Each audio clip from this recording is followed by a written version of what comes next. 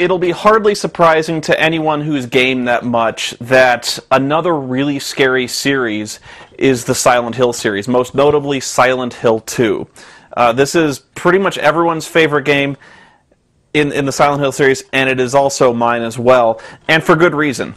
This is another game where the character is a very tragic hero with a very interesting character arc, where you don't know much about him later at the beginning, but later on, as you learn more and more, you can see how his character is very tragic and pretty much irredeemable.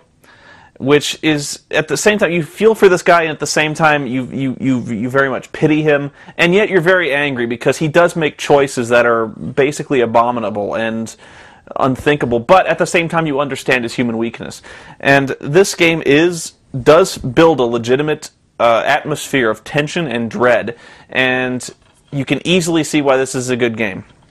I also very much liked Silent Hill 3, and I didn't like it at first because this game is comparatively much harder.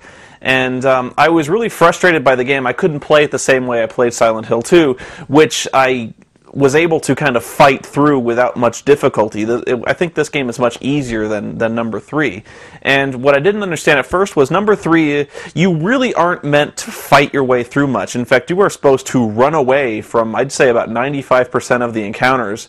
So you spend a lot of this Silent Hill 3 on your feet, just running your ass off, trying not to get eaten, because the monsters are much, much harder, and in some cases, I think, unkillable. I think some of the characters in the mall are if you can kill them, it takes a while, and I wouldn't even waste my time with it. I think I'd like to show you one clip in particular, if I can find it. I'm basically taking some of these clips from YouTube. Some of them I recorded myself. But the one moment that really sealed the deal for me in Silent Hill 3 was a moment where I think you're in a room with lots of mirrors on one wall. And if you've played it, you know this one already. You walk into the room and you can see your reflection in the mirror. And all of a sudden your reflection stops as you're investigating the room, and it just stands there. And you're looking around like, what the heck? My reflection just stopped. And the music kind of cuts out. I think you can kind of hear this low hum. And you're like, well, that's weird. And you try to leave, and the door's locked. You can't get out.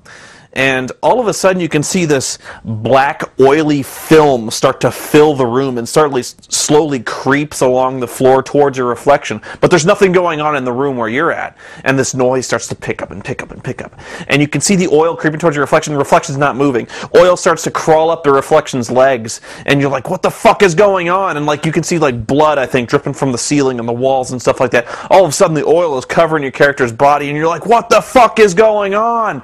And the noise is getting unbearable, and all of a sudden you start taking damage, and you're like, it was really one of the creepiest, unsettling moments where you didn't know what was going on. You didn't know, like, if you were in danger, like, what it was a very simple and well-developed scare that to this day is still very creepy. And that is, if you saw that one with the lights off, that one is burned into your mind. I loved that scare, and just check it out. It's pretty amazing, and it's probably going to lose something in translation to the internet, but this is the memory I have that abides of Silent Hill.